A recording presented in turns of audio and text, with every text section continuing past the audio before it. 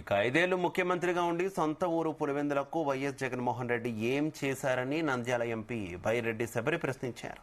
Pulivendula ZPTC ఉప ఎన్నికల్లో TDP అభ్యర్థి లతారెడ్డి తరఫున ఎంపీ శబరి ప్రచారం నిర్వహించారు. పులివెందుల జగన్ అడ్డా కాదని ప్రజలు ఆదరిస్తేనే అడ్డా అవుతుందన్నారు. ఈ ఎన్నికల్లో బీటెక్ రవి సత్యమని గెలిచి తీరుతుందని శబరి ధీమా వ్యక్తం చేశారు. పులివెందుల్లో జగనన్న కాలనీల పేరుతో కోట్లు ఖర్చు చేసి కనీసం బేస్ మట్ కూడా నిర్మించలేదంటూ ఆరోపించారు.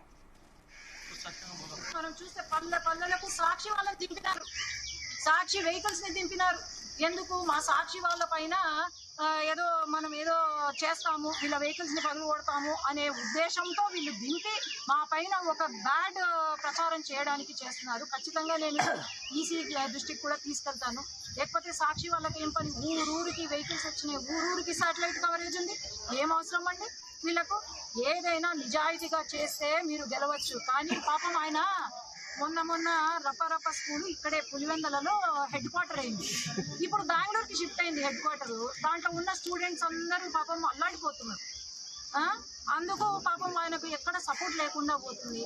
రప్ప రాజకీయాలు మీరు చేసుకోవాలి అనుకుంటే చూద్దాం. మా తెలుగుదేశం పార్టీ న్యాయం వైపు చూస్తుంది, విలువలతో కూడిన రాజకీయాలు చేస్తుంది. కాబట్టి ఖచ్చితంగా గెలిచేది మనమే.